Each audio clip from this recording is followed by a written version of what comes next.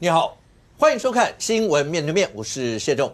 来，一开始为你介绍今天要请到的特别来宾，左边第一位立法委员陈亭妃，五哥好，大家好；资深媒体人陈敏凤，大家好；资深媒体人康仁俊，大家好；右边为你邀请到立法委员岳元之，大家好；桃园市议员备役少将于北辰将军，大家好；资深媒体人尚厚之，大家好。好，那对国人来讲的话，对，那最近呢，因为柯文哲前主席的案子频频在开庭，大家在想说，是不是这个案子最近这一波可能会有对要审理一审，是不是有判决一个清晰？那当然，更重要一点是，柯文哲前主席羁押了大概1年了吧？那真的在最近这一段，不管是10月左右这些时间，然后就会交保出来吗？那当然，针对这所有一些事情，大家讨论以外，因为每一次开庭，你会关心的是，包括柯文哲主席他们在论辩的过程，甚或情绪上一些的反应。那柯文哲前主席跟陈佩君女士最近在庭上的反应比较大一些，但现在柯文哲直接告诉你一件事：如果再关下去的话，他就会变曼德拉。就我们在节目里面讨论过，因为曼德拉真的关非常多年。是。那当然，你说有人就在讲说啊，你跟曼德拉，那曼德拉那时候为了人权，为了什么什么能比或什么？但柯文哲他真的觉得，好，第一个他觉得他被迫害，第二个他真的觉得再关下去。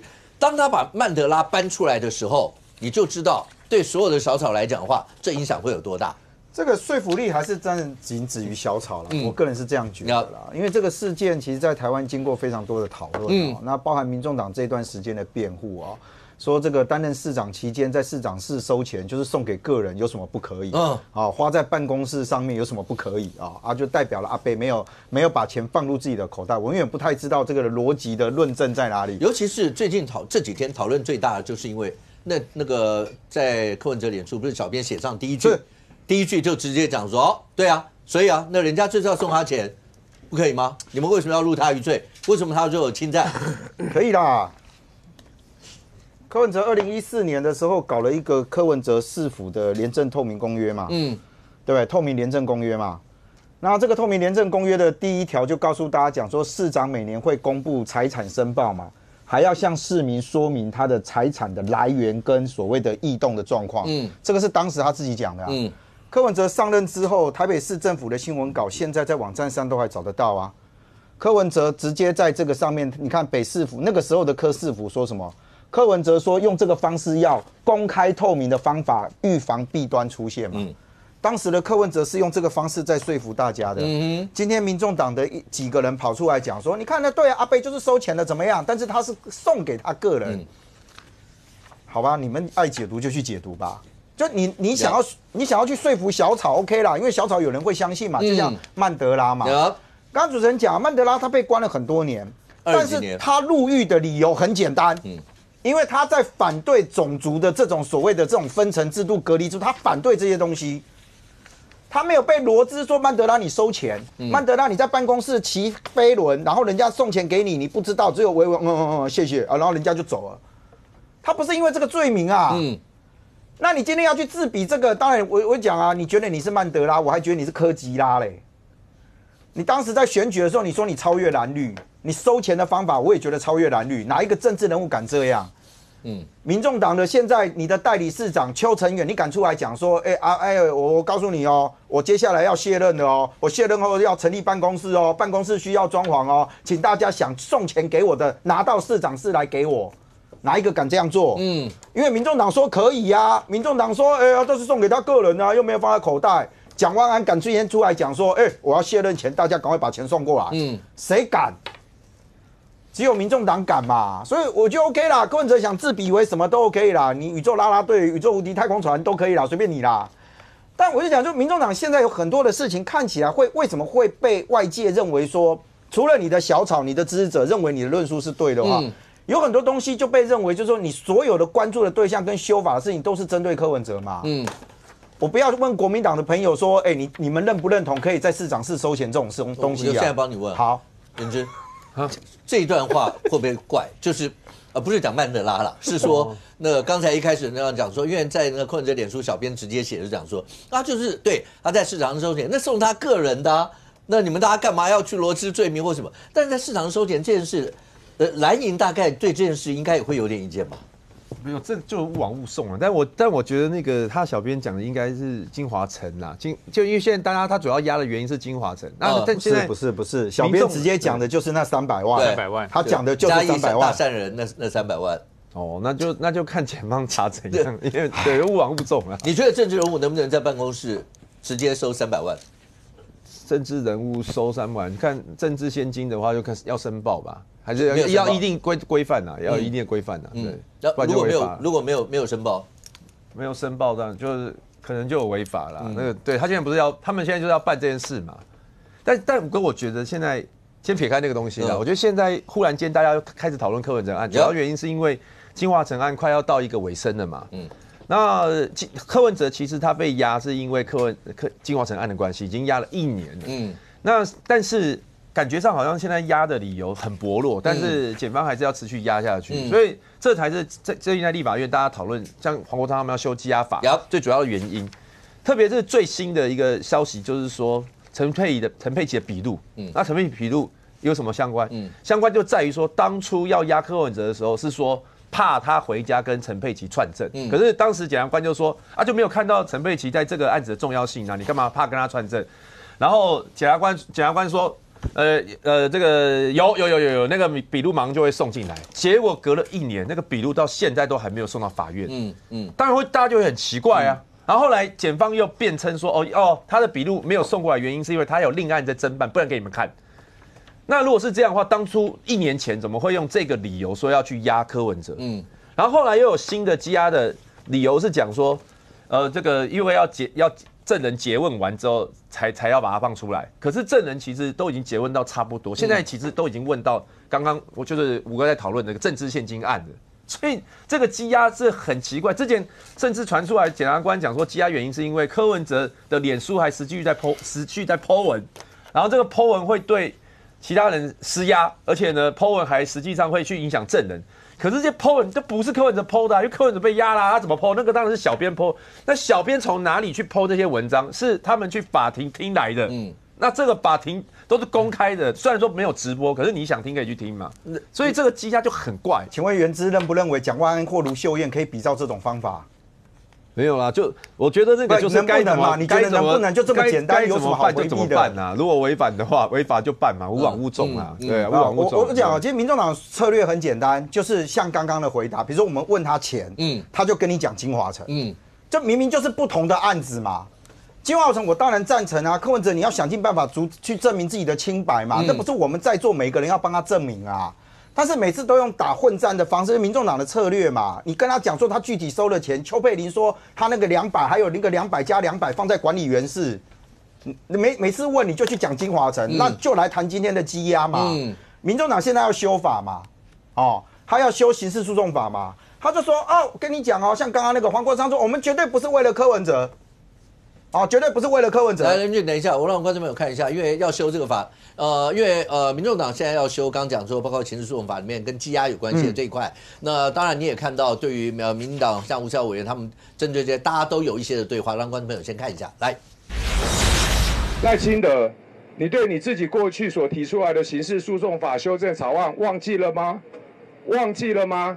对于台湾民众党来讲，我们所提的这个修法，从来就不是为了柯文哲。我们说过，今天柯文哲，明天任何人。柯主席已经被压了1年了，柯主席已经被压了1年了，这个条文根本用不到柯文哲身上。与其要个案的修法救阿北，那为什么不把橘子找回来？你干脆去立一个释放柯文哲的专法算了。来，任俊，他们到底要修的是哪一块？好，他们现在是针对这个所谓的刑事诉讼法里面就是在实务上说勾串共犯或证人的羁押事由，他们觉得遭到严重的滥用甚至还讲说法院我看黄国昌他们的讲法还说，他那个法官有时候直接把复制贴上，把当事人的名字换一下这样就要造成羁押，所以呢，他们要针对这个部分呢来进行修法，干嘛呢？刑事诉讼法第93条及第101条条文的修正草案。要第一个删除勾串共犯或证人的羁押事由，改成明定好，这边就有趣了第一个，无其他替代手段，这是第一个再来是且有，所以代表什么？2个要件你都要成立。且有具体事实足认为有逃亡或串证之余，才得以羁押。好，还要求检察官啊，这个取得侦查中的资讯时，应该叙明事实理由跟提出必要之证据。我先讲啊，我拆开来看，后面这个我赞成。就你检察官，你今天要求法院或做这些，你本来就应该要充分的举证。当然，我都讲啊，如果今天检察官因为他在侦办的过程当中采用不正手段，甚至造成，因为刑法跟民法最大不同，不能在大律师前面掉书包嘛。不，请，不是因为刑法它基本上对于人身的自由甚至生命其实是造成有侵害的，所以你必须要严格，因为你要保障人身自由。我觉得这个人权的部分完全赞成，所以如果有检察官因为他的办案手段，或者他在侦查过程当中的不作为，或者他去故意虚拟一个证据，导致这些人受到侵害，检察官应该要被法办。我先把我的立场讲清楚。我觉得你要诉求司法正义，我就完全赞成。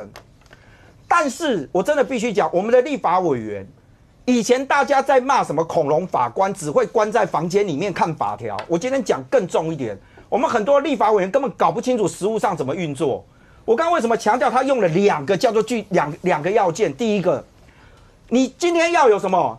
要有无其他替代手段。我跟你讲，这一条全部打死了。我们过去说要求他不要羁押啊，替代手段是什么？啊，就很简单嘛，要么就电子监控嘛，限制住居嘛，啊，然后禁止出境出海嘛，啊，你必须每天到警察局报到嘛，这就是替代手段啊。无其他替代手段，那边都已经有具体的替代手段，所以你干嘛羁押他？第二个，你要有什么具体事实足认为有逃亡或灭证之余才可以羁押。我请问，过去我们好几个交保出去了，结果跑掉了，他一开始有跟你说，我跟你讲，我要先去跑哦。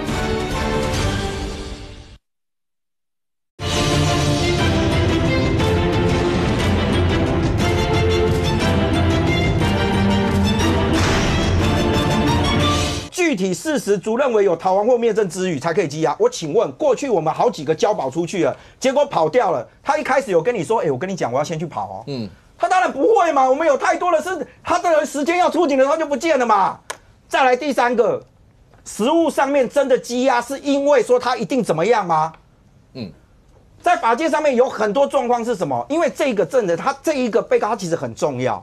他如果出去玩了之后，很有可能会遭受到其他人的胁迫，所以我知道在实务上会有检察官，其实会跟当事人说明，就是说当事人有时候会提出要求，我出去我会惊啦，人真正搞安怎要安怎，所以羁押有的时候反而变成一种保护的手段，我觉得这叫做实务。请问我们这些在立法的这些委员们，我不知道国民党到目前为止对这件态度怎么样？但是你今天完全不顾实务上面，你就跟人家讲说，我告诉你这两个条件要满足，否则你不准羁押。我跟你讲，现在羁押的大概全部放光了，你根本搞不清楚实务上面他在怎么运作的时候，你们就只会在那边就。我觉得民众党更可爱的一点是什么？你知道？我们绝对不是为了柯文哲，但是柯文哲被关了1年。然后你说柯文哲不适用这一条吗？不会啊。如果今天国民党愿意配合这种荒谬的修法，然后接下来10月份，你认为柯文哲不太可能会再被提接押吗？你如果现在法律过了，然后你说接下来柯文哲都不适用吗？我觉得为什么都要用这种话术去糊弄、去欺骗你的这些民众，然后讲了一份义正辞严的样子？我当然赞成啊！我刚一开始我也表明我的态度啊。如果检察官今天因为这种方式，然后造成冤狱或是怎样，以前不是没有过那些被轻轻放过的那些法治人员，我们也非常痛恨啊！你们造成多少人的伤害啊？可是在这个案子上面，它可以被讨论。你们每次都讲说我不是针对阿北然后到最后来了一句就是阿北怎么样，阿北怎么样？我真的觉得立法委员不要当法盲啊，不要觉得自己好像当了一个立委什么都懂，讲了一副跟真的一样。你真的了解羁押这件事情，其实在法律上有它不同的意义的存在吗？对不起不应该在主持人面前讲法律的事件。不，在主持人面前，2个立法委员面前。既然讲到那2位立委针对这个，因为国民党的态度、民进党的态度，原是国民党，因为刚刚你也提到，那阿北已经羁押，当时一开始从金华城案一路往下走，那黄国昌也特别讲，已经羁押了1年了，所以对现在你们来讲的话，态度第一个。这个案子，然后往下走，当然那个是法官现在在审嘛。但是针对刚才这个法案，民党这些国民党现在态度怎么样？因为那个是民众党提案，现在还没有进入到讨论啊，所以国民党也没有什么，也不会忽然间会有态度了。但我觉得这个立法精神没有问题。提案本来他在审的过程当中，不管是在委员会或在院会，大家都会讨论。那在文字上或要件上都可以再修改，没问题。可是立法精神就是不能让人家随便被羁押、滥押。这个当然我们是绝对支持，而且这个滥押，就我在看金华城案或整个案子，不是只有柯文哲被滥押，我觉得彭正生也被滥押。彭正生出来的时候，那个时候法官问他说。啊，你所有的证词或你的辩解都认为你全部一切违法，一切合法，那你为什么要认罪？啊，就彭正生说，我觉得合法，程序上就这样啊。但检察官如果认为我有罪就有罪啊。这怎么会这样讲？因为图利罪是明知违法而为之才是图利罪啊，你就觉得从头到尾都觉得你合法，你认什么罪啊？那种感觉就是他有感受到压力是，如果他没有认罪的话，他一直被压嘛，就有点压你压到你认罪为止嘛。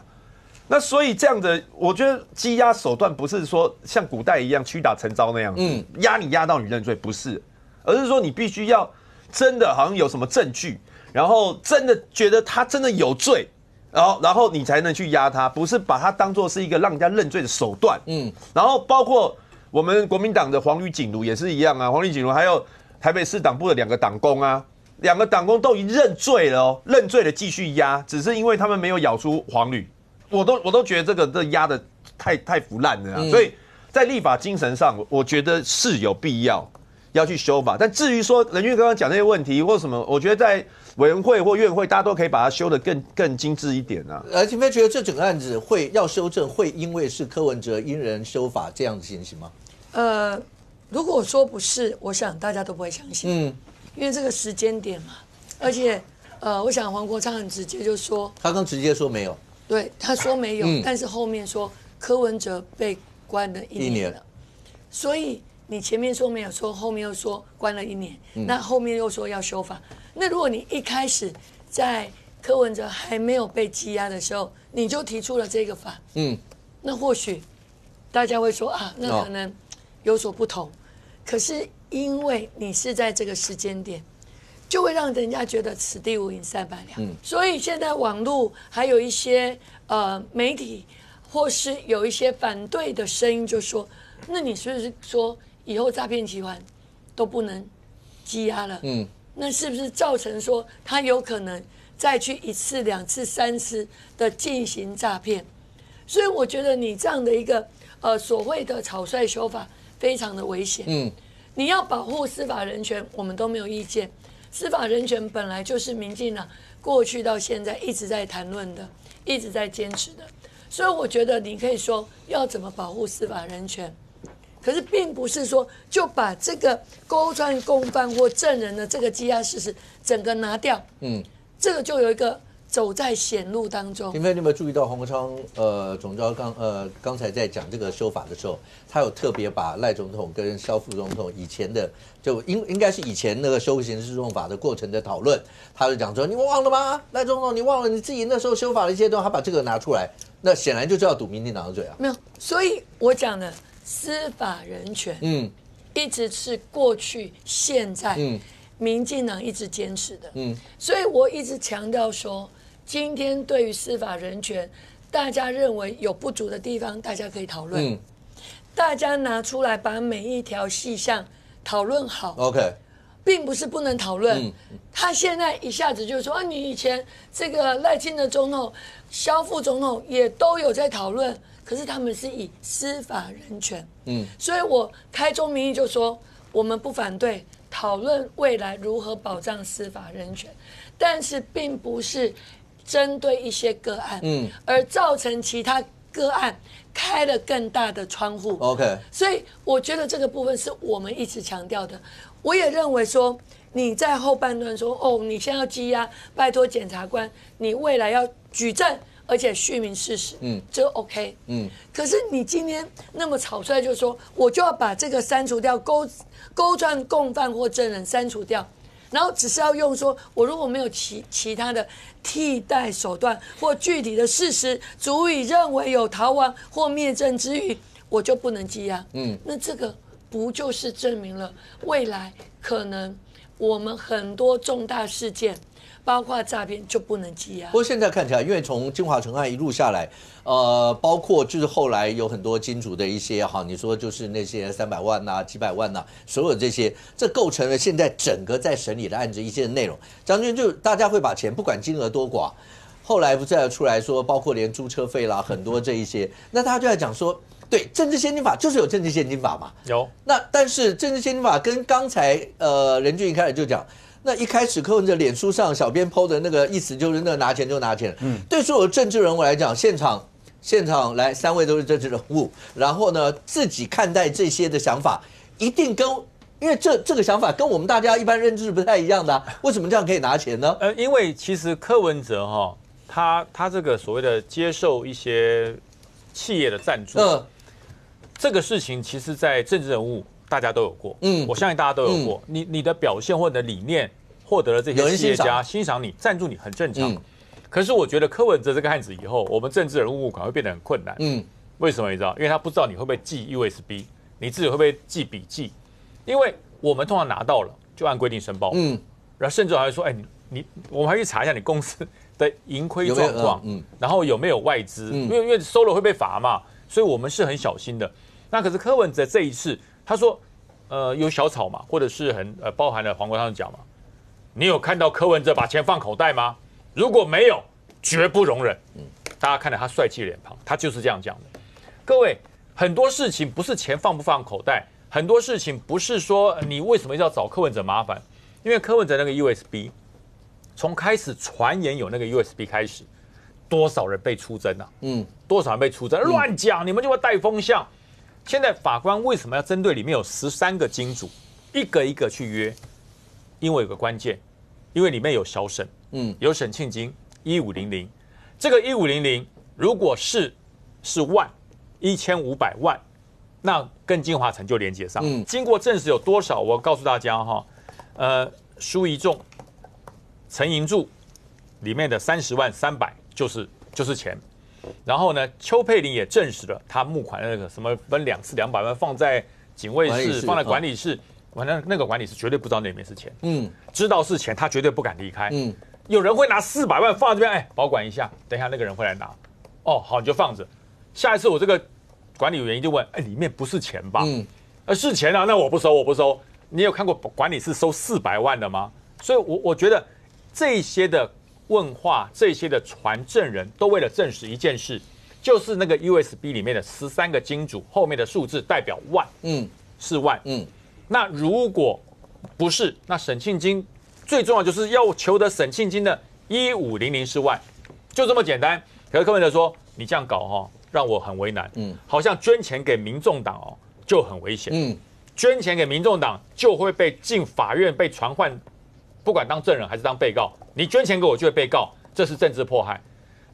如果你没有那个1500小沈，没有跟金华城连接上，这些人捐政治现金给你干什么？很正常。然后重点是你为什么不登录嘞？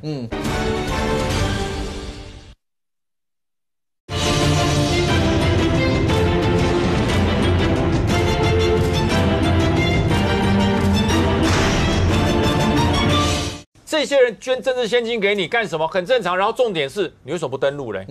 你收了这么多钱，你政治现金法在，柯文哲也不是政治素人了。你选过2次的市长，你选过总统，难道你不知道这一些的钱都要按规定申报吗？而且非选举期间，你连收都不能收，除非入民众党的党库捐给民众党，可是都不是啊。然后这个张启凯委员更有趣了。这证明得很清楚啊，那就是给柯文哲花用的吗？可以吗？我们在座有3个都是民意代表，我们在不选举期间有一个人拿说，这300万给你用，谁敢收？谁敢收？绝对不敢收嘛！而且别闹了，那等到选举的时候你再说。现在我绝对不能收。我们所有民选的民意代表或者民选市长一定是这样子嘛？非选举期间。我没有开政治现金账户，人家拿300万，不要300万，拿3万给你，你敢收吗？谢谢，这个谢谢你了哈，你拿回去，一定这样子，一定是这样子。可是柯文哲他居然收了，他收了他骑飞轮的那300万，经过邱姓的先生，邱先生就是那位拿了300万去，人家不理他，最后说一个谢谢300，他收了嘛，柯文哲收了，而且柯文哲自己的脸书证明他知道那是钱啊，而且知道那是谁给的啊，可是柯文哲律师却说没有，他不知道那是嘉义大善人给的，他不知道那是谁给的，只是一个人进来喝了杯茶，然后呢留个名片，就放了300万在那边，那你要退回去啊，非选举期间柯文哲说，哎，这来路不明，退回去。人家有留名片嘛，你可以追得到嘛，不是说人家丢包就走了，没有留名片，你也没退啊，你收啦，各位，这不要说柯文哲啦，任何一个民意代表，你觉得这样可以吗？民意代表服务处里面人家送300万来，你就我收了，是给我花用的，我的粉丝啊，给我用的，你怎样？各位你能接受吗？蓝绿都不能接受，难道民众党可以接受吗？民众党其实也不能接受，那因为柯文哲他必须要凹。所以大家可以看一看柯文哲凹不过怎么办？他就直接讲，我跟你讲其实啊，你们这些检察官看着我，你们这样子办对得起你的良心吗？你们让外界知道你这样对得起良心，你是这样整柯文哲的，那他是等法官走了以后才讲。对啊，可是法官回头就跟他讲说，你以后有话当庭讲，不要修写手脚，要记名笔录嘛。对，你要记录笔录。然后他居然怎么说？他说其实狱警啊。对我是很好的，有90%都是柯粉，我不知道这柯粉是怎么证明的。他说因为狱警对我很友善，狱警对我很和善，所以他一定是我的粉丝，不是啦。我告诉你，狱警跟我们在部队带兵一样，我们最希望就是这些羁押的人员在我的任内平平安安，4只脚，不对，2只手2条腿进来，2条腿两只手进来，离开的时候完整无缺的出去，这我就达成任务嘛。狱警就是这样子嘛，你怎么进来，完好无缺的出去，那你的法律事情我不管，我只管看好你。所以狱警会挑衅被羁押的人吗？嘿，你是市长糗了吧？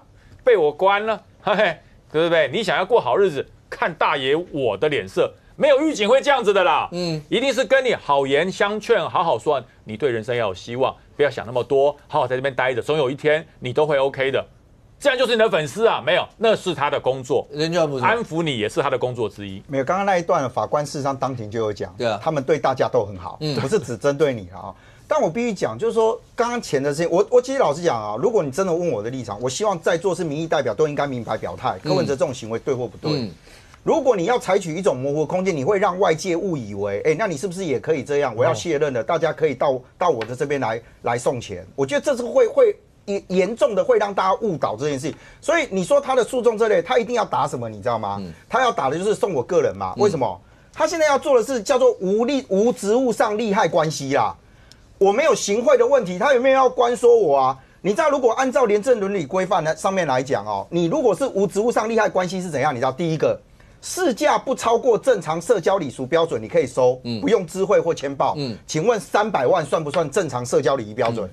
第二个，市价如果超过的话，应该要在受证之日3日之内签报长官，并必要时并知会政风机构。他的诉讼策略一定会打什么啊？我就行政疏失嘛，我就没有报而已啊。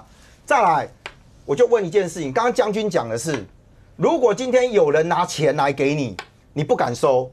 柯文哲的状况是有人拿钱来吗？不是请回到原始端，是柯文哲找人家去要那不够还要那个，那是找人家去要我再问一个问题，请教民众党的朋友，你们把周芳如的这一段视之为事情的全部，是这样的吗？你们没有先找人去拜会过，结果被人家拒绝，说不想跟他见面，后面才有人帮忙牵线，有了后面的这一段。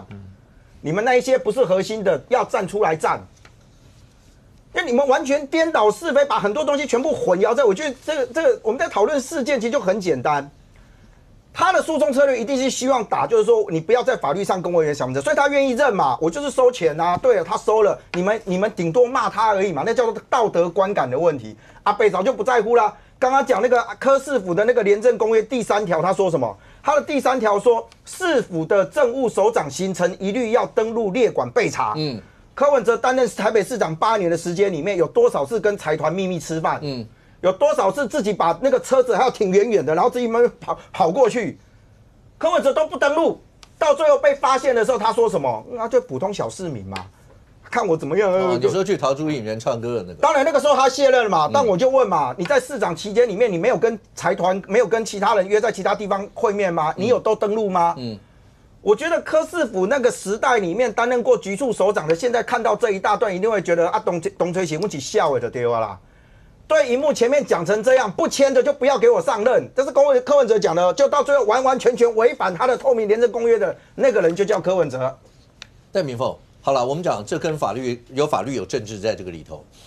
如果柯文哲主席现在被起诉的所有的，好，我把法律先告诉你，如果这所有的罪名里面来看的话，违背职务受贿罪、不违背职务受贿罪，然后公务侵占罪、政治献金法。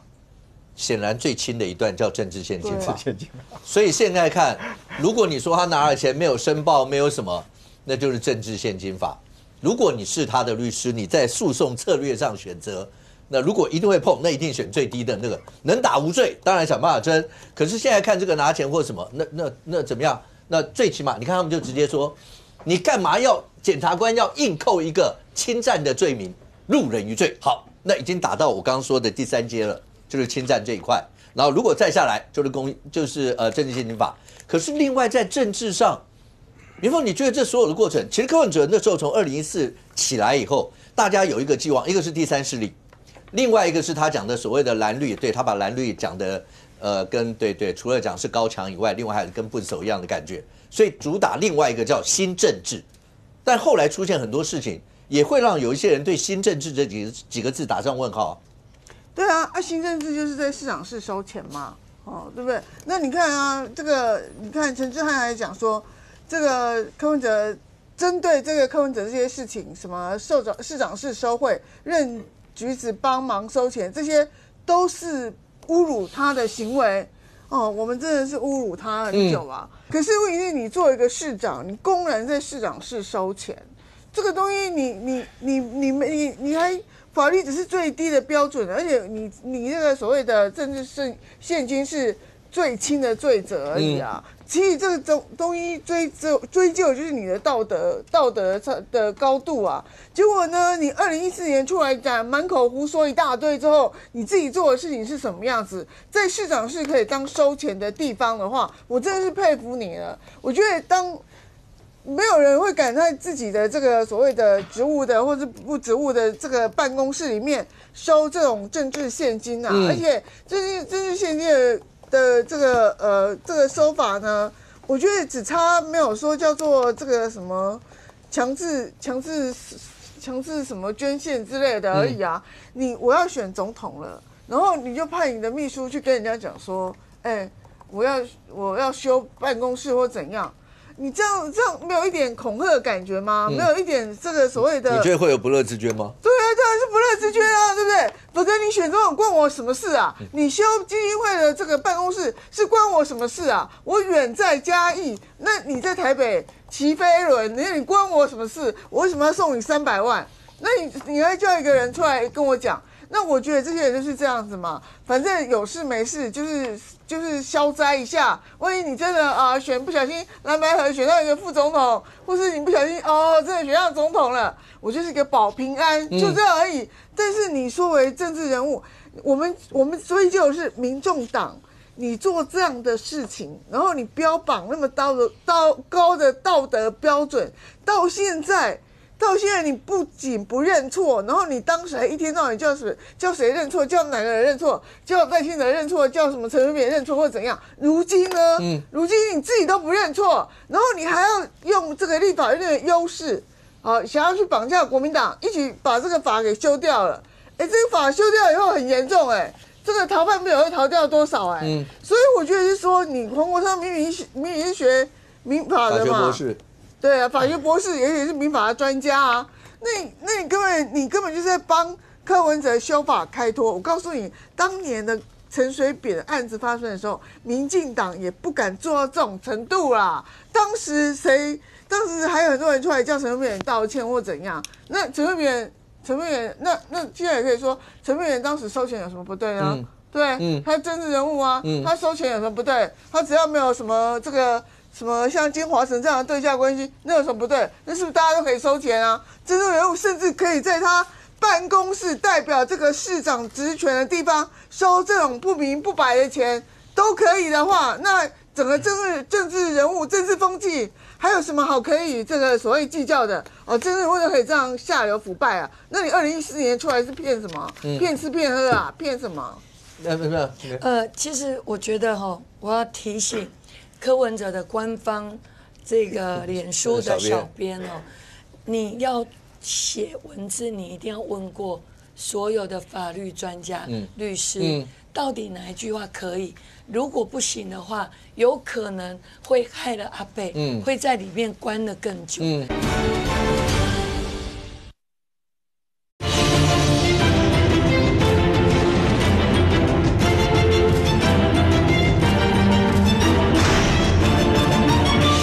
到底哪一句话可以？如果不行的话，有可能会害了阿伯，会在里面关得更久。因为其实，你说300万，在你写的这些文字，你会认为说有什么不行？那个感觉就是这样，真的不行，真的不行。所以当你在写这些文字的时候，你让人家感觉说你已经不知道法律的界限在哪里，所以你再继续写下去的时候，它就极危险，有可能会害了阿伯。二子，现在看起来的话，包括阿伯这一阵子在庭上，不管是退庭，或是生活在庭上的一些情绪反应，似乎每一次开庭多多少少有一些，连陈佩琪女士，然后在开庭的过程也有一些的情绪的这些情绪，当然一个是积压久了，或是陈佩琪为了要救夫，你可以想象会有一些情绪，但有一些人解读上会觉得这些情绪会不会伴随着有一些政治上一些的效应？那现在看起来的话，小草对于阿伯的支持，那不用讨论，一定是这样。那甚或有一些你看到有一些讯息，网络上的一些的讯息，有一些小草甚或觉得，如果阿伯还在积压，接下来是不是连陈佩琪要不要代夫出征，所有这些词都会有人讨论啊？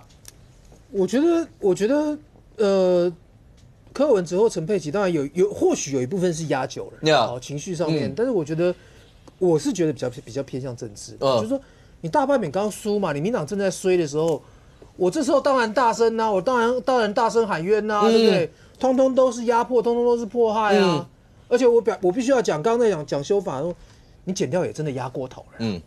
最近哪有人办政，哪有办政治压成这个样子的？你说那个联署的那个时候吗？对啊，你所有办政治的政治人物压了那么多，然后贪赃枉那个杀人放火的也没看成这个样子，民众的观感是真的不好。所以民众会觉得说，民众当然会觉得你们司法到底是我觉得司法系统真的节制一点。人家那个什么罪，你把人家压成这个样子。他有罪没罪跟你压不压是两回事。你该不是说叫你不压就是叫你不办，你该办就办，该判就判。那如果他真的判刑了，跟曼德拉什么关系啦？人家曼德拉是做政治黑牢，可问题是说你现在的状况是，说你到底是不是有羁押的必要嘛？你不能变成变成说你现在如果没有羁押必要，你变成是未审先判。我用羁押手段去处罚你。这样或者。曼德拉这3个字只要一出来，你刚刚讲了政治黑牢啊，所以有很多人就告诉你说他就是政治黑牢啊。阿贝都已经这样讲啦，不是我觉得讲句实话，我觉得曼德拉在现在这个年代，我们在跑新闻的年代，我们大家都很清楚这些。你现在年轻人真的知道曼德拉是谁吗？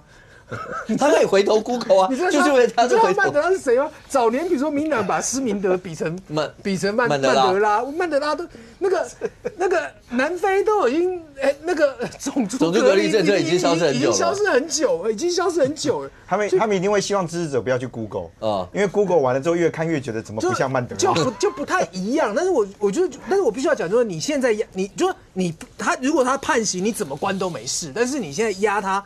感觉的确是不好，那所以你现在民党大罢免真的是输了，正在衰嘛？我当然去炒作这个议题啊，对不对？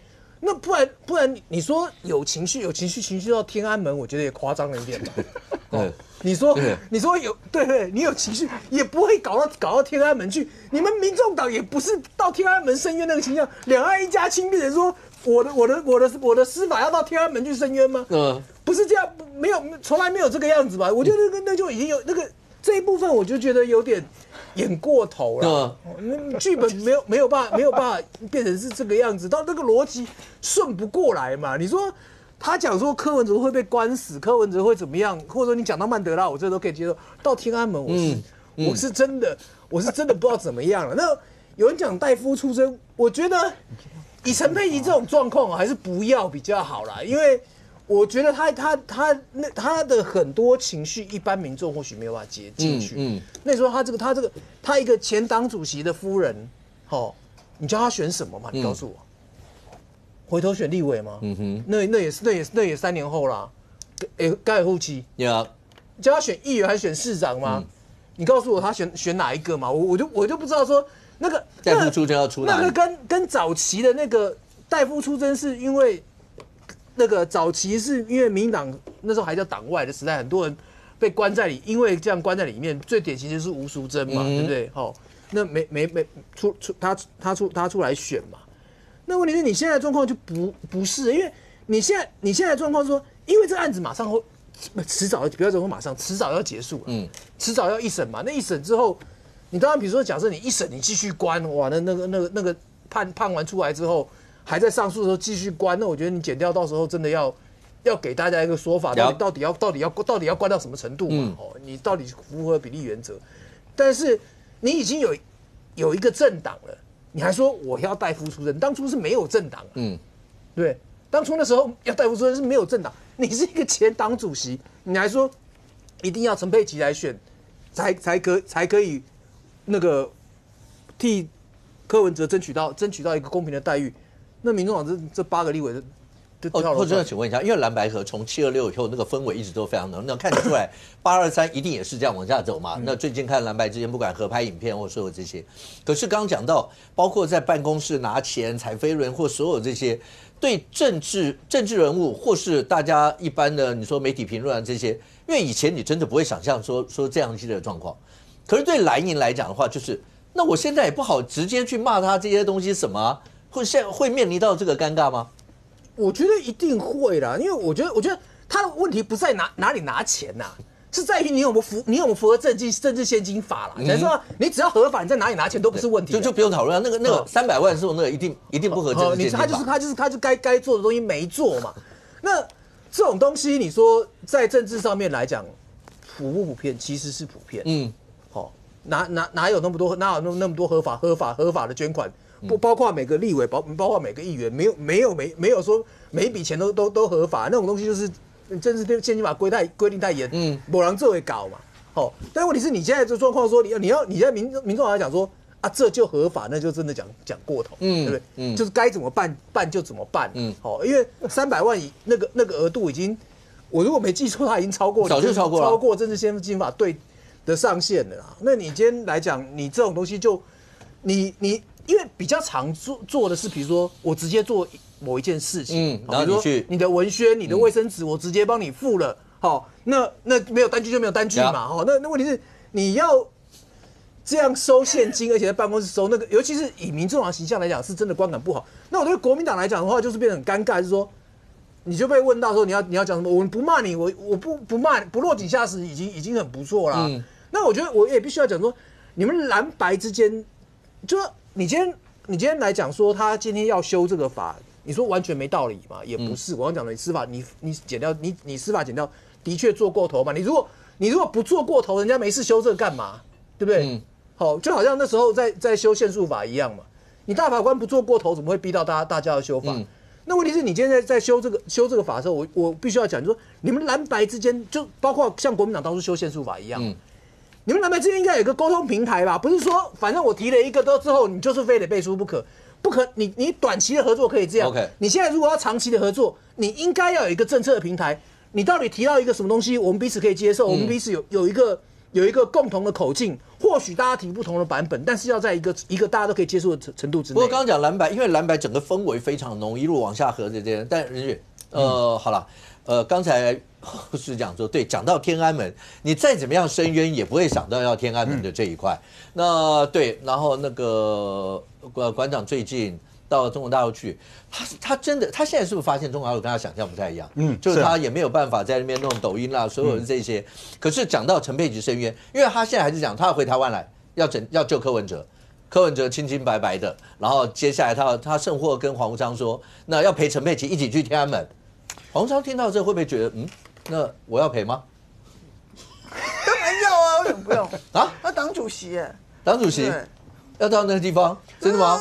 我老实讲，试试看嘛，他可以让你待5分钟，你就赢了，对不对？你说在天安门的，在天安门已经可以待的啦，怎么不能待？待5分钟，哎，公安没有来找你，你就赢了。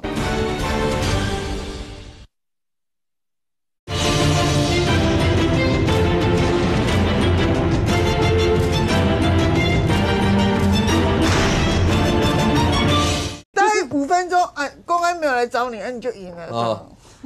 我没这么乐观啊。因为馆长其实就是个生意人嘛。你看那个直播嘛，他的直播就讲说，哇，我为什么直播说亏400万？啊，他就说，不知道，他大概是想说，为了这个要成为中国人，那台湾的这边生意就越来越少了吧？啊，因为不太知道他的逻辑是什么了啊。但是今天我不太知道，就是民众党是不是觉得，就是说天安门好，或者是中国哦，北京啊，或者怎样，比台湾更有法治社会？去看一下江油事件，你看看大陆中国那他们里面到底怎么去骂他的司法，去骂他的警察。不要跟我说你们连 Google 都不会，江油好不好？长江的江沙拉油的油。馆长是直播是这样啦哦，因为他大概觉得他自己备受委屈啦啊，但是他真的不是我们熟悉的阿管啊哦，因为阿管在台湾的时候是只要讲到台湾，要么政府或者只要他不喜欢的，大概什么话他都敢讲。但是呢，只要讲到中国，你看这个馆长突然变得非常的这个温驯啊，这样也不对，温文儒雅啊，温文儒雅。果然主持人是有念书的，我就想不出你怎么会用到温驯？不是吧？因为他就讲啊，他就讲说我亏了这么多钱，对不对？结果到最后这边也不 OK， 这边也不 OK。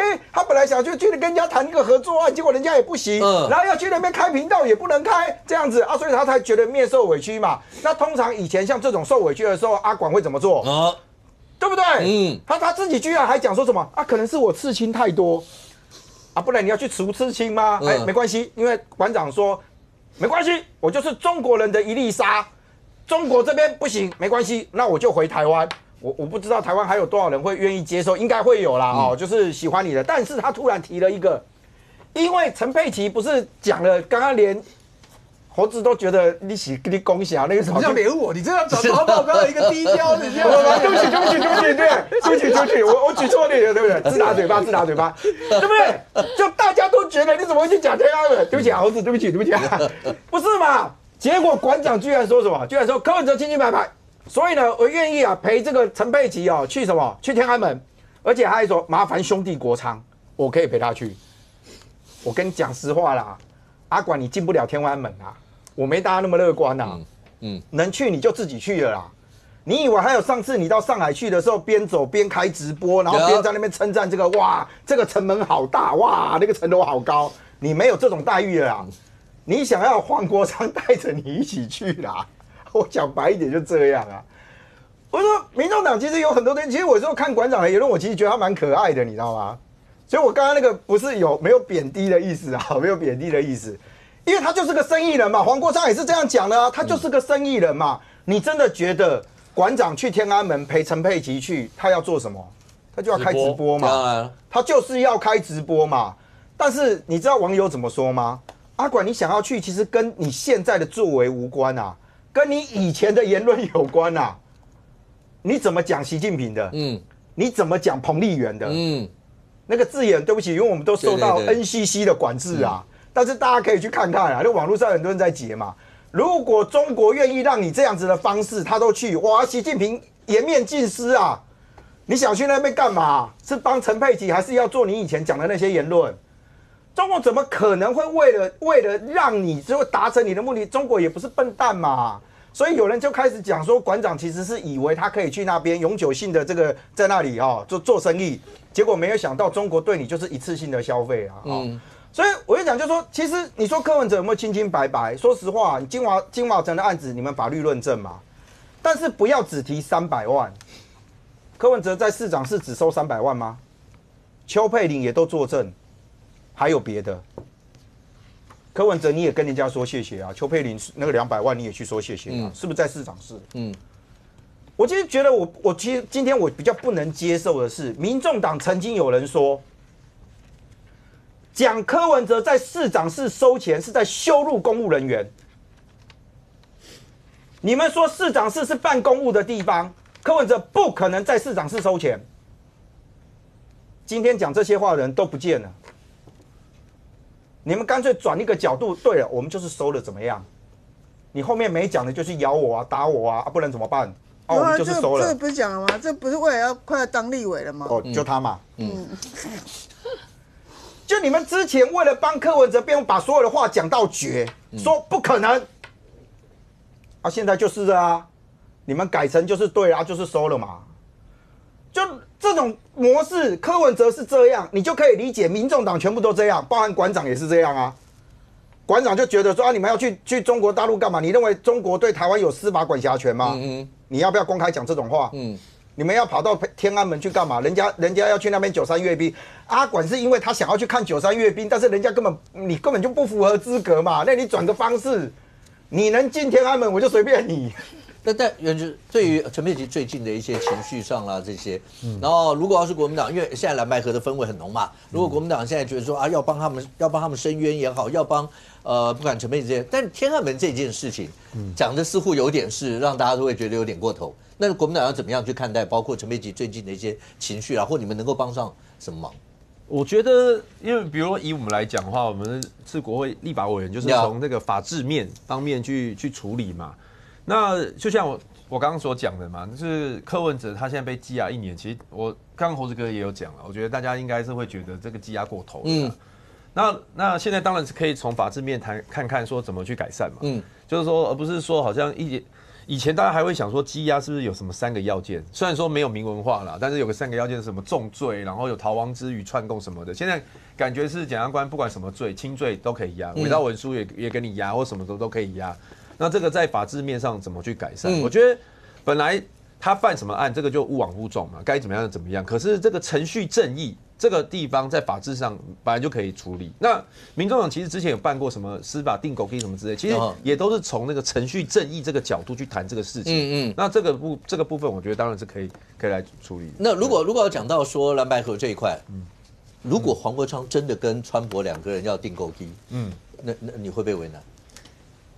我黄国昌跟李四川定狗鸡，我不会为难。真的。那站在国民党的立场，当然我们会支持自己人。但对于黄国昌他参选市长，我也是非常乐观其成的。因为2028，我觉得大局就是蓝白要合嘛，蓝白要不能够重蹈2024的覆辙。2024就是到最后关头2个就分裂之后，赖清德就是4成就当总统，然后台湾的选举制度叫 winner takes all 嘛，就是你不管你是几成的民意，你只要是选上总统，什么职务你都拿走。结果他现在可以呼风唤雨啊，可以这个国家可以被他这样掌权成这样嘛，连立法院我们蓝白有过半，他都来罢免我们，连立法院他的手都要伸进来嘛。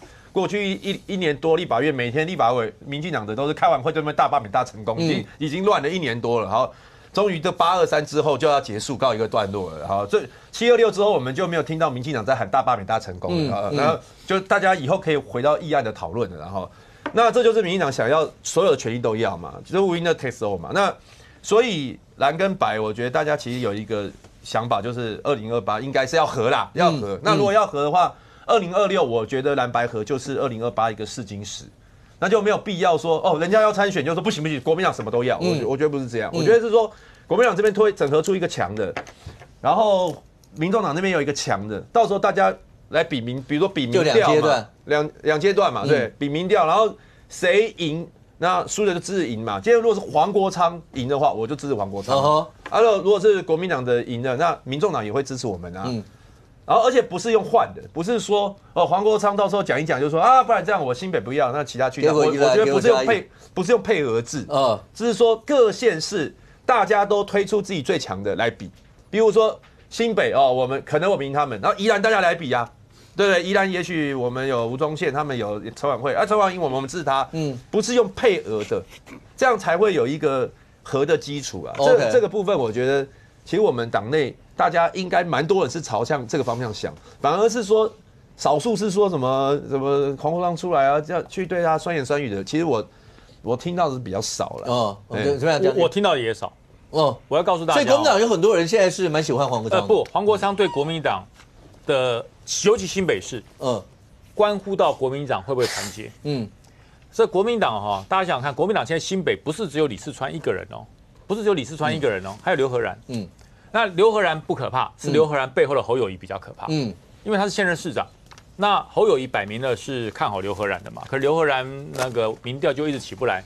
要怎么样让侯友宜跟刘和然同步的转过来？就是我不选了，我给李四川，黄国昌是重要人物。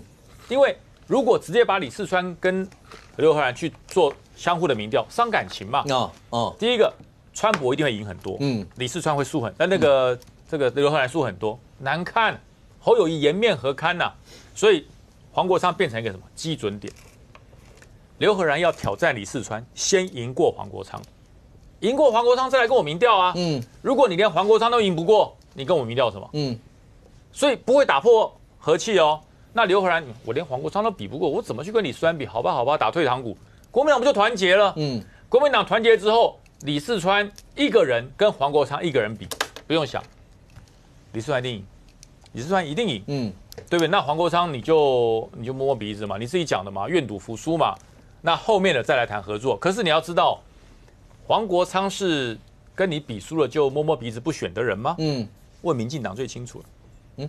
问民进党最清楚了。黄国昌跟合作的对象有这么君子之争过吗？所以你觉得，如果照元之刚讲，就大家出来 PK 啊，输的愿赌服输，就力挺，搞不好还来当总干事。以前不都是这个样吗？大家弄完以后，如果谁输了，就来当总干事。我只问一件事：跟韩国瑜做总统初选输了。朱立伦第一时间邀请出来当副手，他有没有答应？最后总干事是千请百请才出来的。朱立伦够君子了吧？朱立伦的腰杆够挺直了吧？连朱立伦都不会第一时间答应。你认为如果黄国昌民调输给李四川，叫他出来当李四川军总部的总干事，黄国昌会当吗？除非黄国昌加入国民党。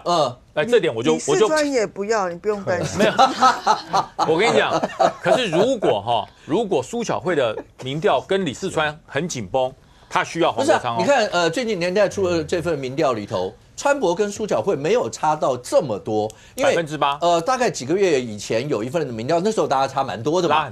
可是你看最近年代这份民调出来，川博跟苏巧慧差8%左右，8%。我就想，那当差那8%。黄国昌跟白银就很重要啦，重要，非常重要。白银就很重要，就跟现在大家看到的，就是你没有我，你不成。那我也许成事不足，但我如果不让你当选，我绝对绰绰有余。你要不要？没错，你要不要很认真看待这件事？所以我才说黄国昌的重要性。第一个，他可以促成国民党初选的团结，刘和然、侯友宜跟李四川不会撕破脸。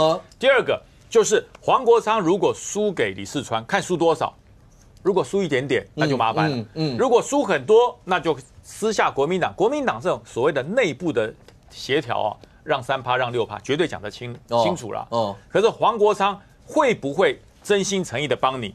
看2028。OK， 你2028可以给我什么合作空间？要先谈吗？当然不是我讲的，刘淑慧不都讲了吗？要绑在一起谈呐。因为你现在不跟我谈。黄国昌过了2026，黄国昌2028还有。对，这个我要拉回到前面那件事了。那阿贝出来呢？阿贝交保呢？就你们大家现在谈完这些，你们也顾一下我阿贝好不好？对，你们要顾一下我阿贝的所有这些。我好歹虽然我是前主席，可是小草很多啊。就是因为阿北是个变数。如果阿北在2026放出来了，那黄国昌还有叫牌的权吗？所以我当然趁我有叫板权的时候，直接跟你2026绑2028。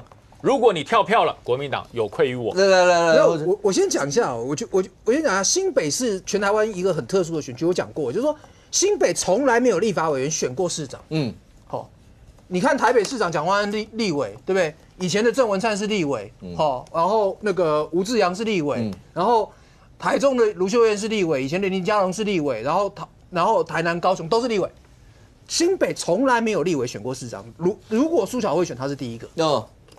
新北这个选区，它只有downgrade 没有 upgrade 的。所以一定要是干过副院长级下来选呐，至少副院长级院长、副院长级下来选，或大部会首长，对不对？林佳龙做过交通部长，做过直辖市长下来选的。如果苏巧慧是第一个啊，所以新北这一局，就是说我讲句实在话，沙卡都也是没有人赢李世川呐，所以你们黄国昌在玩什么？黄国昌是在玩我在这个平台上面的氛围啊，我就让大家知道，你看我这是靠这个在抬身价，所以你没看他玩一玩之后，那个川普就说好，我让他先跑一下，让他多跑几天。川普就跟他讲说，以前都不肯松口，突然就松口了。不然这舞台让你一直玩，你要玩到你哪一年？所以你的意思是说，那他这样子玩法对川普来讲是有威胁啊，要不然川普根本不会表态啊。我不要让你等于是你还是在玩，你在玩我啦。讲白就这样嘛，对不对？你觉得川普会有这个感觉？当然啦，你每天在蹦哒，我对不对？是在玩我嘛，对不对？一天到晚，那我干脆就把，而且你去看。黄国昌从头到尾的那个语气都很保留，很友善，从来没有说要拿这个来威胁国民党，也没跟你讲说我要换什么东西。他在玩的是那个氛围，我不断的在这个蓝白河这件事情上面不断的曝光，不断的呈现这个重要性。这个东西我要一路玩到2028的，因为本来应该2年条款，如果废掉的话，对民众党也好，对柯文哲自己的官司也好。你柯文哲不解套啊，你柯文哲不讲，那就无所谓啊，对不对？我就来玩别的啊。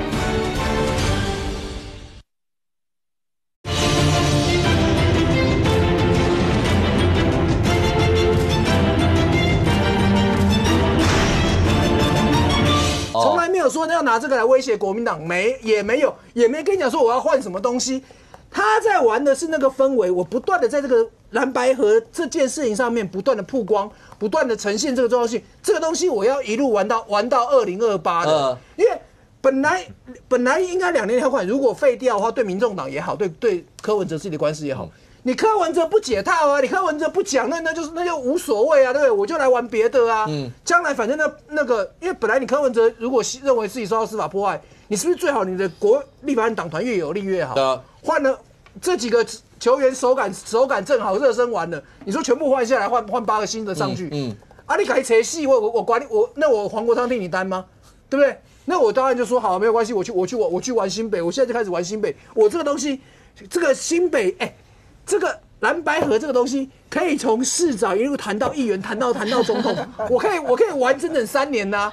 我现在在这个，我讲说，大家对黄国昌的认识，他真的甘愿在被一个地方绑8年吗？大家觉得新北市场很大，黄国昌真的会觉得说，我这个地方绑8年对我来讲很好吗？真的不错。就是川博为什么前2天忽然表态，不是偶然的表态，那个是因为年代的民调嘛，年代民调做出来就是黄国昌跟刘和然都输苏巧慧跟林右昌，所以人家跑去问川博嘛，那他就说，那他让其他人跑看，然后但是他要他承担，他不会拒绝嘛，他是因为那个民调出来的关系，那他为什么非得这样讲不可？因为川博没有说不选嘛，从头到尾都没有，他上次。跟他那时候我们在被罢免的期间，有一次他帮我站台，他讲得很清楚啊，他对着在场的人说，他说，你们很多人都叫我选市长，但如果我连叶元之都没有办法保住的话，我怎么选？其实那时候我在他旁边，我听起来他就微表态啦，否则他不会用这种方式去讲嘛。那所以假设他当时可能以为你会被罢免。对，没有啦，他这个跟那个没有关系啦。他会讲到这句话的意思，都是说他有要选的意思嘛，有要选的意思。那既然有要选的意思，如果这个民调出来显示是只有他能够赢，然后他还说我没有要选，那一定会被人家讲话的嘛。所以他当然他才这样子讲。那我觉得当然。他也是有大局观的，就是说，黄国昌那也不能直接否定说黄国昌不会超越他，但是因为新北市真的比较大，黄国昌、刘和然你们就去跑，而且我也觉得黄国昌跟刘和然的民调还会再往上，我这样子觉得。那到时候可能到今年底没有办法，他们真的比的民调没有办法，那川普是会出来的。至于说绿的部分的话，其实我看年代民调，我是看到另外一件事情。是绿的一定是苏巧慧吗？不一定因为年代民调，苏巧慧跟林右昌是在误差范围之内。如果我是林右昌，我会怎么想？我说哇，我都还没开始呢。你苏巧慧，你是新北市的立委，你跑这么久了，你爸苏贞昌做过台北县长，然后你爸还选了一次新北市长没中，你搞了那么久，苏系声势这么大，我林右昌什么时候没干？我跟你的民调是在误差范围内。所以林右昌一定会更积极的投入新北市长这一局。OK， 再加上就是民进党现在换秘书长嘛，换那个徐国勇嘛，徐国勇大家都知道他跟苏贞昌不合是公开的秘密啊，所以对啊，所以苏小慧我认为他的这个被提名的几率大概现在低于20%啦，20，我觉得这样非常低，而且苏小慧前一段时间在我们新北仇恨值很高啊，他是树林跟英哥选出来立法委员。不干正事，一天到晚跑到别的选区去罢免别的立委啊，他自己又不想当立委，想要当市长，然后又跑到别区罢免别人立委。要跑到板桥吗？跑到板桥，现在跑新店啊，然后搞到我们这边大家很讨厌他，就觉得奇怪，你别区的你在那边散布仇恨干嘛？所以他的几率越低，反而是林右昌，他虽然也在搞罢免，但是他在我们这边活动不多，然后加上有徐国勇的支持，然后再加上民调的信心，我其实觉得。那个民党提名林右昌机会是很高的。来，你们对那个元之讲的跟我们所认知的都不一样。所以你觉得不是林右昌？这我们一定是最强。我想我们在2026，我们所有各县市一定会提出最强的候选人。这是我们大家的共识哦。那我觉得今天黄国昌他只是在主导一个议题。你看他开始从这个民众党的主席之后。他一直不断的抛出一些议题过来，然后包括这一次在726的一个蓝白合，然后支持726的反罢，这个黄国昌也是主导，而且是大家都是媒体说好像是黄国昌在主导，然后国民党跟着走，感觉就是这个样子。廷飞，你讲这一段，所以你看黄国昌他不管是从726反罢。到823，不管是有反罢的或是公投的，所有这些，那他言必称赖清德总统辩论出来，什么核战辩论，赖清德出来讲清楚，然后所有事，反正他的说目标，所以有人形容说，他把自己的位阶拉到所谓的反绿或是反赖的第一战将，所以对国民党其他人来讲的话。川普会不会感觉到也会有一些的压力，或者有人说最起码他的那个位置是不是就站在那了？当然，就是说，你看川普以前大家在说新北选举的事，他说不，我改迭代去做后的后，以前态度都这样，但是在昨天不一样了。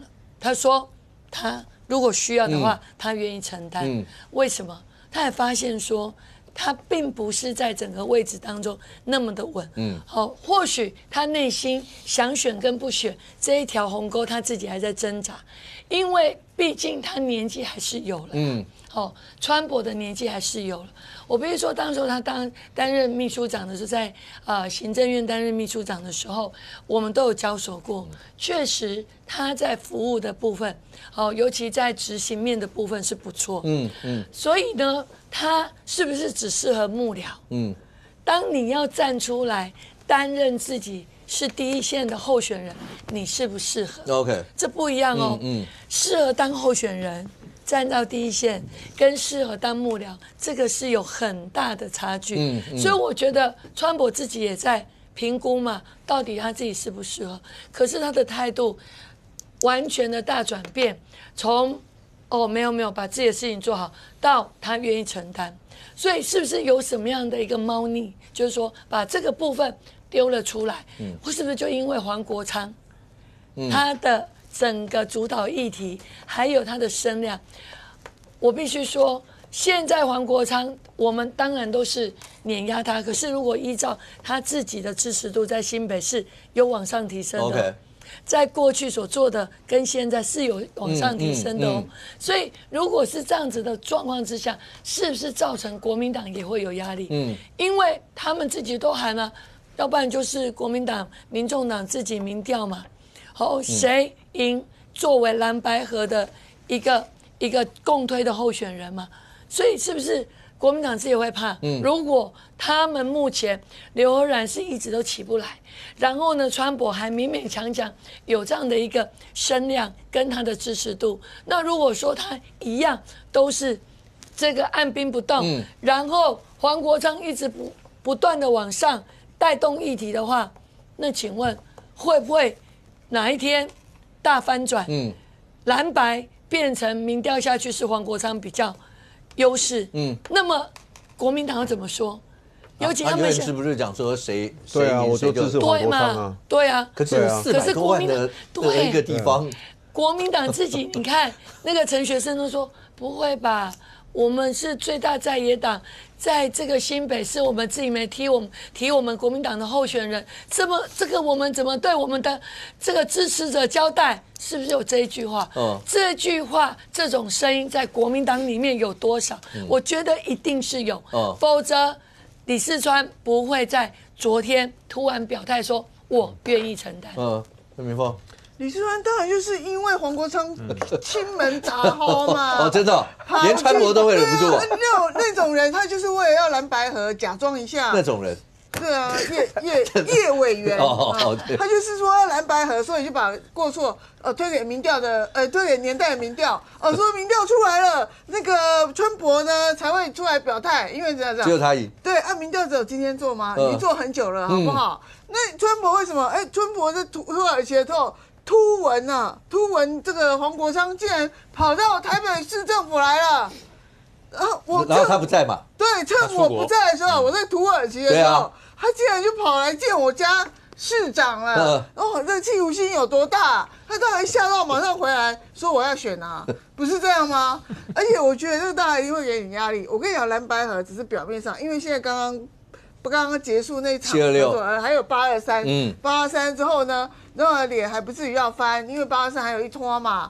那823以后呢？823以后就讲实话啦。对不对？就开始讲实话了。可是726、823，如果都有欠人家情呢？而且邀请就是，你可以来参加我们的那个比赛啊，比赛输了你就要认啊。万一宜兰现在悬疑度很高啊，陈婉慧跟吴宗宪，陈婉慧这边选过，然后吴宗宪突然要去经营，我觉得这个地方是有一个考验性的，就是说如果说万一陈婉慧赢了，那你说你国民党要不要让？这个就是，那你新北当然是李四川很宅嘛，因为他现在也是民调高啊。虽然说跟这个苏巧慧差的不多，但是总比刘荷兰还有黄国昌跟苏巧慧差得多吧？差得少一点啦。所以就说李四川的这个宣布参选，表态参选，他背后里面就讲说，你们不要一直拱蓝白合，好，我是这个味道吗？本人是要选的，否则我告诉你，他为什么不继续装？他继续装啊！我现在市政为主啊，我是台北市的副市长啊，我为什么不装了？不装的原因就是因为你们一直讲蓝白合，讲到我位置可能都要快没了。我如果不表态，我就没了嘛。所以现在国民党就是这样子，现在大家都闭嘴了嘛，对不对？都是我没有823之前我们不谈这个事啊，然后823之后再谈，那怎么谈？那到时候就是可以实话实讲了嘛。然后大家可以就事论事啊，不要再说你欠我1份情，你欠我2份情、3份情之类的。欠情的部分呢，在政治现实上面可以用别的还嘛，对不对？你看议员哪里有缺哪里去啊？OK， 这个我从那边做到这边来，话要讲一样的，蓝白翻脸倒数计时。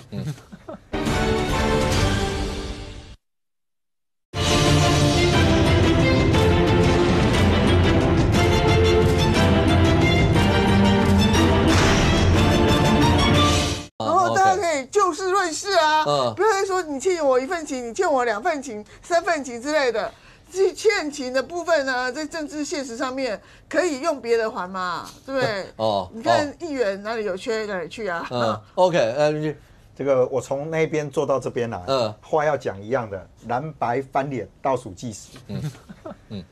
我个人非常敬佩的猴子哥，在刚刚讲了一句话：沙卡都嘛没赢啦。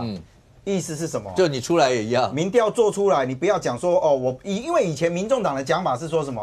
蓝白一定要合作啦，如果不合作一定会输啦。是啊，民进党会渔翁得利嘛。国民党也有些人这样想啊。刚刚猴子哥的那一句话，沙卡杜马北洋，意思是什么？我今天国民党如果不跟你合作，你黄国昌进来捣蛋看看，你以为你能赢吗？可是他不会要赢啊。可是你国民党变得不会赢怎么办？问题就在于是，如果今天黄国昌你出来撒卡都你不会赢，而我赢了，这是李四川的底气嘛？李四川跟黄国昌2个虽然讲法都很像，但问题是层次上完全不同嘛。李四川的说法是什么？国民党内人才很多嘛，如果年轻的他觉得应该像年轻的有机会，但如果有需要，他愿意承担。这一句话叫做什么？你知道吗？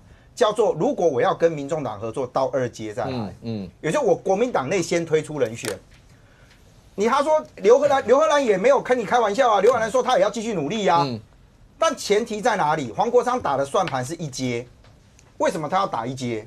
因为很简单嘛，国民党内有没有人喜欢黄国昌？有。所以你光想一个画面，当你开始要大家 PK 下去做民调的时候，一个民众党的黄国昌，一个国民党的李四川，再加一个国民党的刘荷兰，国民党的党员，跟他基本上就分散掉了嘛，有一些会跑去黄国昌，有些去李四川，有些去刘荷兰嘛。但是民众党的人，他会去给黄国昌，所以黄国昌一笼包，你知道不？所以他要的是大家在1阶一次一起比，而不是两边各自比完以后再出来一起比。黄国昌讲的是我愿意跟大家站在同一条线上面嘛，所以他要的是1阶啊，就1阶2阶没什么差啊。没有，对国民党来讲有差，为什么？因为到了2阶的时候，如果他是2阶，国民党先出来的时候，只有1个人，你只有国民党的1个人。我现在不管是刘荷兰或者是李四川呐，搞不好是洪孟凯嘛，我们不知道嘛，搞不好也是叶元之嘛。那你放心啊，只要有参黄国昌进去，大家都会集中的。只要把这个东西放进来。我跟你讲，1对1跟1对3，你觉得没有差别吗？一定有差嘛。就他们选党主席，为了不让张亚中赢，就会全部投朱立伦了，就是一样的道理。你不要拿一样的道理嘛。而且这样我们不要被贬低张亚中，你这样不对。没有，他们讲的不是我讲的。我讲实话啦。我觉得张亚中很好啊。国民党内现在其实你说会去讲说什么蓝白要有合作，有一些是他自己有个人的问题嘛。比如说游淑慧，他今天讲说什么可以卢昌配或什么的。游淑慧在之前为了柯文哲的案子，他被民众党骂的伤得很重啊。他当然希望试图就是透过我捧黄国昌嘛，让黄国昌这个对不对？大家也觉得没有啊，他也觉得我们2028可以合作，他在修补嘛。那你其他的你说跟着他喊嘛？你看后来还有谁在 follow 这一块？因为他很清楚的知道这件事情对国民党来讲不是在开玩笑。你的意思说游淑慧就逼到柯文哲，然后捧黄国昌来补白银呢？因为他不能说柯文哲无罪。不是我刚刚有讲的这么的不明白吧？我应该讲的很明确吧？所以我就讲说，对国民党来讲，其实老实说啊，他现在要一个模棱两可的态度，我也可以理解啊。因为党跟党的合作，请问是你谁说了算吗？你没有党中央嘛？但我真的必须讲，李四川那个话逼到侯友宜啦。因为在过去的这一段时间里面，侯友宜对于新北市市长该怎么做？你觉得国民党真的在乎民进党派出谁吗？到底是苏巧慧、林右昌还是谁吗？那个根本不是国民党要去思考的。你们都觉得李四川很强了，你会 care 民进党派谁？所以我觉得其实那是一个混淆战术。但我认为逼到侯友宜，我不要用政治智慧4个字。但我要讲的是考验侯友宜的政治判断。你今天在这边该怎么走？人家有政治智慧啦。你看今天开始反串要先讲哦。现在没有，现在人家开始洗地了。现在竟然抛出一张这么和谐。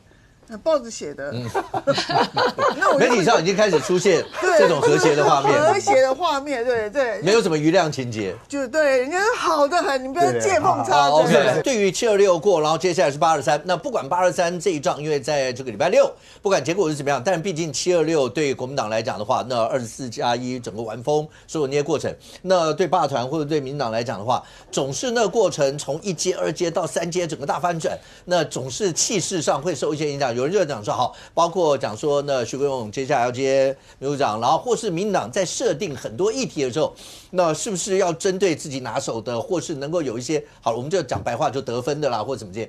那如果要是有一些民进党的一些人在过程当中，千万不要做了一些，然后就让大家觉得这个议题到底是怎么来的？譬如说，你今天新闻有没有看到有一个民进党的党员吧？反正以前是什么前副执行长还是哪个单位的？台北市党部的副。台北市党部哦，那他跑到国民党党部去，他是要去，就是要想尽办法，因为最近是核三研议公投嘛，他要拿水去给人家喝。对，那五哥刚刚讲男主角就是这位了，他叫陈胜文，然后现职是民进党台北市党部的副主委，然后曾经参选过，代表民进党参选过大安文山区的市议员，但是没有上。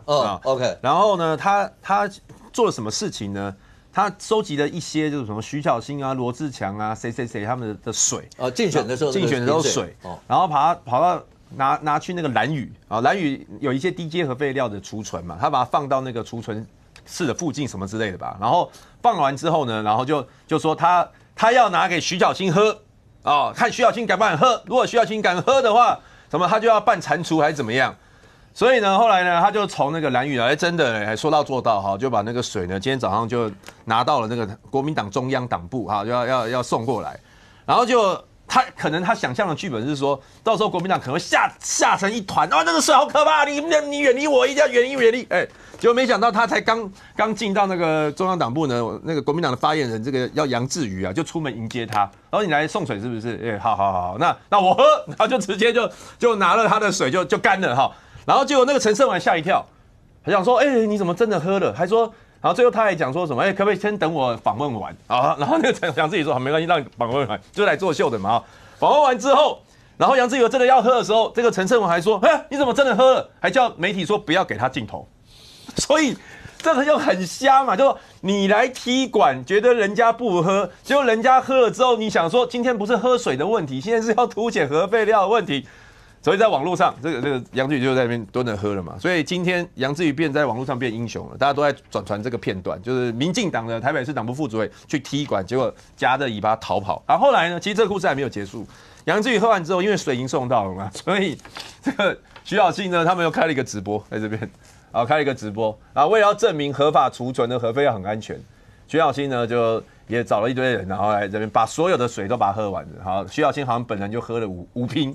代表什么呢？代表就是说这个水，就是说在那个核废料旁边摆过，可是科学证明，就是你的核废料，尤其是像兰屿是低阶核废料，经过合理的储存，它那个辐射的剂量是低到一个不行。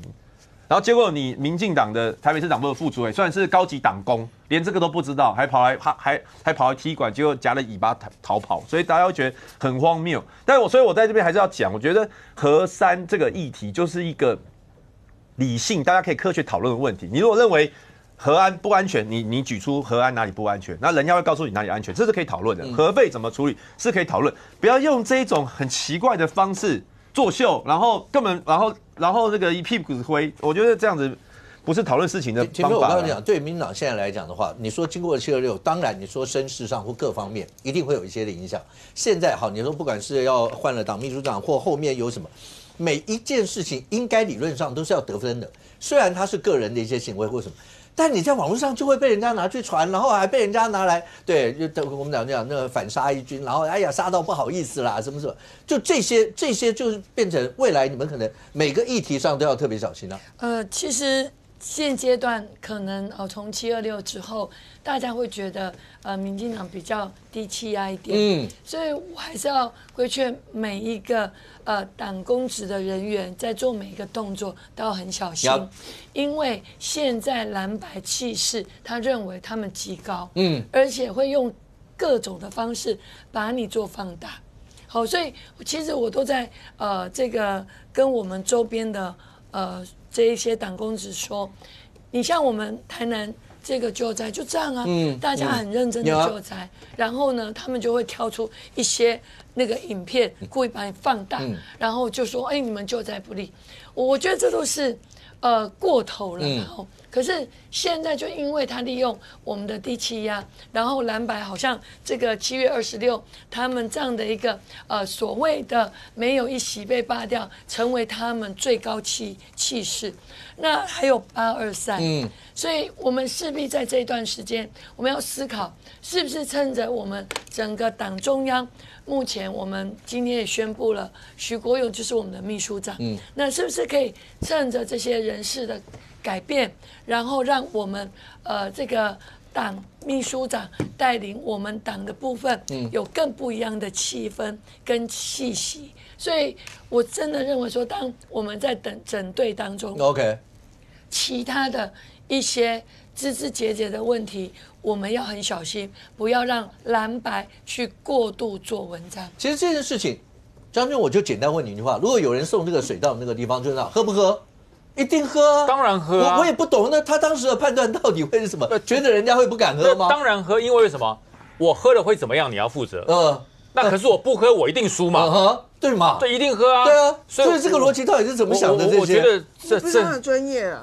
我觉得去送的人哈是帮他得分，帮国民党得分。是嘛？所以我在讲说，对民进党来讲，就算这是个人行为，这是什么？这些都应该要小心的才对，要不然的话，气势现在本来就是对方比较气盛的时候，你还出这种事情，通常不会做这种事啦，就是因为你要去校正嘛，这个一定是为了823去校正的，对啊，你要去校正，你可以公开你针对你挺核三重启，或是你不同意核三重启，你做论述，你可以开台做论述，大家好好讲，好好谈，你拿一瓶水去，你都敢拿了，我不敢喝，我就直接这样讲嘛，你都敢拿了，我不敢喝，如果那个真的有严重的核辐射，你敢拿吗？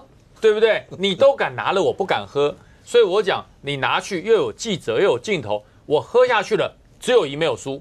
因为你敢拿，我就敢喝。如果真的有问题，你连拿都不敢拿。OK， 这就国内接下来你说到了823中间过程，不管各阵营还会有什么一些的攻防，甚或823过了以后，不管结果怎么样，未来又会是什么一个状况？可是对国内来讲的话，各位，我们的关税你觉得结束了吗？OK， 好，那关税这件事情还在往下，可是包括你最关心的台积电，你最关心我们的护国神山，明凤，川普真的会把第一个他去入股 Intel， 然后媒体有讲说他还打算要入股台积电，是这样吗？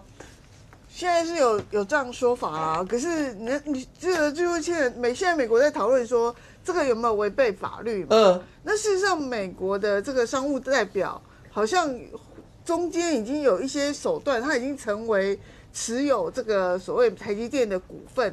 那大家说他要这样子做，原因就是因为他这个入股之后，他可以成为股东，然后一直 push 这个台积电呢，从台湾呢多加快脚步，然后移到那个美国去。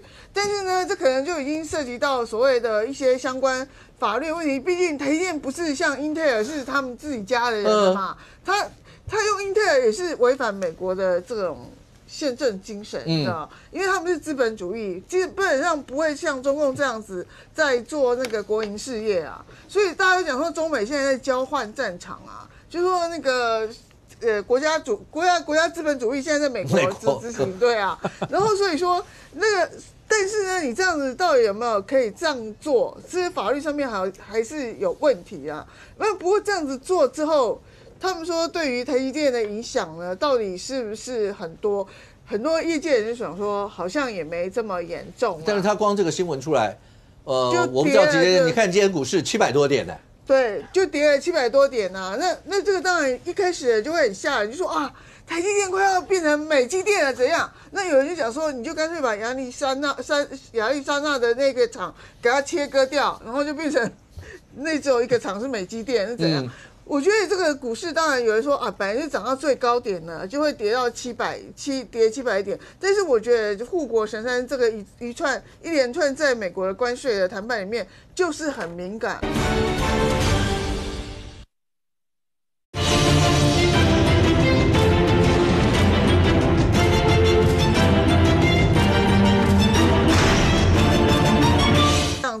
在做那个国营事业啊，所以大家都讲说中美现在在交换战场啊，就说那个国家资本主义现在在美国执行，对啊，然后所以说那个，但是呢，你这样子到底有没有可以这样做？这些法律上面还是有问题啊。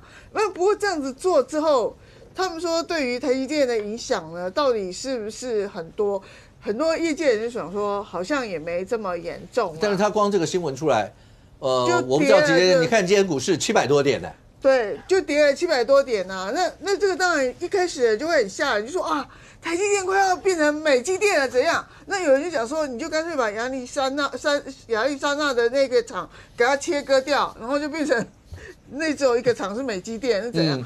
我觉得这个股市当然有人说啊，本来就涨到最高点了，就会跌到跌700点。但是我觉得护国神山这个一连串在美国的关税的谈判里面，就是很敏感，而且他们接下来就是要处理232的问题。那你让你入股，你让美国入股之后，看入股多少嘛？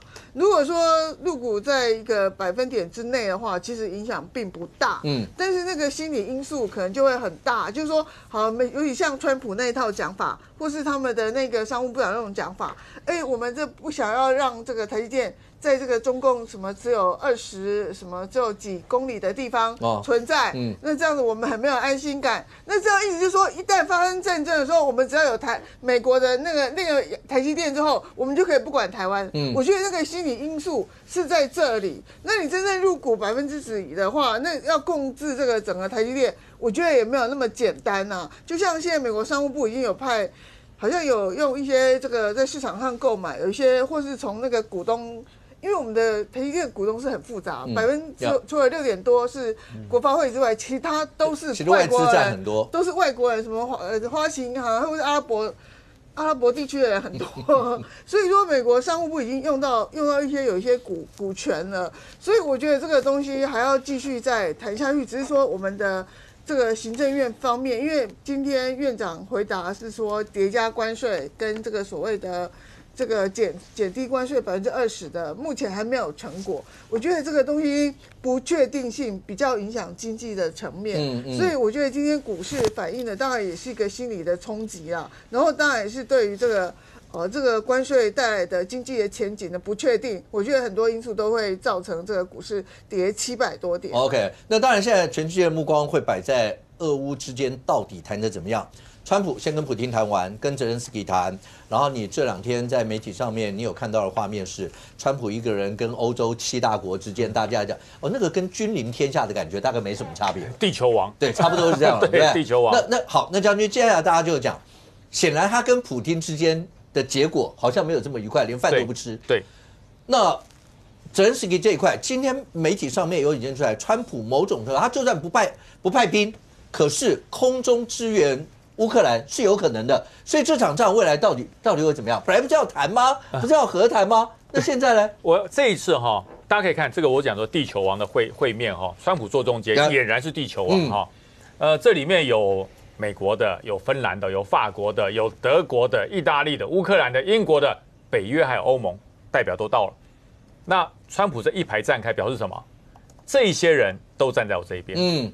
我觉得这除了商讨之外，有绝大部分是告诉普丁说，你不要以为我川普是被人讨厌，你看我们多么和乐。然后另外我觉得还观察一个重点就是泽伦斯基的改变。泽连斯基上一次跟川普见面，哇，那个简直就是分手擂台啊！现场直播难看得很。我觉得泽连斯基学会了讲川普语言，会讲川普的话。见面10秒说4次谢谢，10秒钟说4次谢谢。卢修远，你输了吧泽连斯基10秒钟就说4次的谢谢。川普有没有感受到？有感受到。所以川普很明白在里面讲说，普丁啊打了这么久的仗，可能累了，可是呢，他根本不想和谈。哇，那泽连斯基还不说谢谢吗？泽连斯基最怕就是说，你现在被占领的地就不要要回来，就地就认了，和解就赔地。泽连斯基不愿意，可是泽连斯基第一次会面那种强硬、那种刚毅，赢了掌声，输了理智。哇，这乌克兰对他掌声，哇，有尬死有硬，最后换来的呢，很多美国的军援没有了。所以这一次泽连斯基学会了川普语言，我放软。我放柔，我跟你说谢谢，但是呢，我没有说我要让。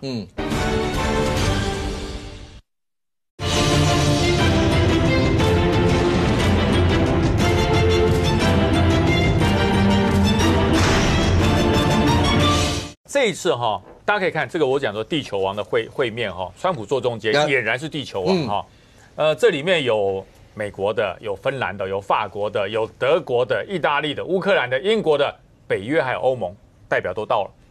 那川普这一排站开表示什么？这一些人都站在我这一边。我觉得这除了商讨之外，有绝大部分是告诉普丁说，你不要以为我川普是被人讨厌，你看我们多么和乐。然后另外我觉得还观察一个重点就是泽伦斯基的改变。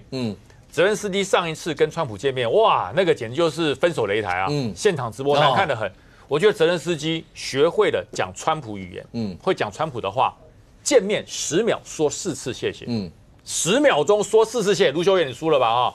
泽连斯基10秒钟就说4次的谢谢，川普有没有感受到？有感受到，所以川普很明白在里面讲说，普丁啊打了这么久的仗，可能累了，可是呢他根本不想和谈。哇，那泽连斯基还不说谢谢吗？泽连斯基最怕就是说，你现在被占领的地就不要要回来，就地就认了，和解就赔地。泽连斯基不愿意，可是泽连斯基第一次会面那种强硬、那种刚毅，赢了掌声，输了理智。哇，这乌克兰对他掌声哇有尬死有硬，最后换来的呢，很多美国的军援没有了。所以这一次泽连斯基学会了川普语言，我放软，我放柔，我跟你说谢谢，但是呢，我没有说我要让。而且他成功的引导川普去骂拜登，骂的比没有川普骂拜登不用引导，一定会骂。没有，他突然就一大串都在骂拜登。对，所以他就舒服了，川普舒服了，让他可以吐出心中对拜登的不爽，所以顺便也讲到了普丁，说这家伙虽然累了，虽然疲了，可他根本不想和谈，这就是泽连斯基要的。所以后面做了几个大事哈，我告诉大家，川普很明白讲，你放心，我绝对不会派美国大兵到乌克兰打仗。那厉害的角色是我不用派兵去啊，但是我一样可以干涉啊。我的这个高空侦察机、高空轰炸机，我的星链，我的各种远程投射武器不能去吗？对，我只有说我兵不去，我不派兵去，我没有说我不参与。这就是川普直接展现国力的地方。那但是呢，他这个讲法会让很多人就说好啊，那既然这样子，那我们去嘛，我们没有美国这么强的军事能力，我们去嘛。所以你看，英国不排除哦，他会派兵去哦。英国不排除哦，英国没有排除哦。然后呢，这个北约也讲，那我们可以成立这个所谓志愿军部队啊。我北约不派军，我志愿军部队去，那就是北约嘛。所以因为川普的表态，所以让北约也硬起来了，让欧盟也硬起来了。所以大家可以看，川普的政府官员就讲，白宫计划在匈牙利首都布达佩斯举行3方会谈。我告诉你，这不容易成功的啦，因为普丁不会去了。普丁不会去了。普丁说要和谈可以到莫斯科。那么泽连斯基不到一秒就我不去。你想想看，泽连斯基到了莫斯科还出得来吗？川普说我保证，对，川普一定出得来，泽连斯基不见得出得来。那么你在布达佩斯那是北约的盟国那你想想看。那个普丁会讲，我去了，我出得来吗？对，泽连斯基离开得了，川普也离开得了，普丁会怕他离开不了，所以这一场所谓的会面，我觉得不太容易达成。所以最好的方式呢，我觉得泽连斯基展现了一种所谓的柔软的身段，10秒钟跟川普说4次谢谢，引导川普讲出他心中的不满，然后诱导川普达到说我不出兵，但是呢，我不会袖手旁观。所以泽连斯基这一场，我觉得他得到了比上一场尊严更重要的实质利益。在未来本来都觉得说，包括川普跟普京跟泽连斯基谈完以后，那所有的人大家都投入到里头，那会不会真的达成所谓的停火或是和谈？但是看起来事情是往下走的，恐怕还是军事对峙的一个方式。那俄乌战争到底未来发展会怎么样？对我们来说，台积电未来一些发展，你大概会更关心。国内政坛，接下来这个礼拜6就是823，结果不管是在核三研议或是罢免这方面一些的投票，最后结果怎么样？国内的氛围，我们大家拭目以待。非常谢谢现场所有来宾，也非常谢谢观众您的收看，谢谢我们我们明天见，拜拜。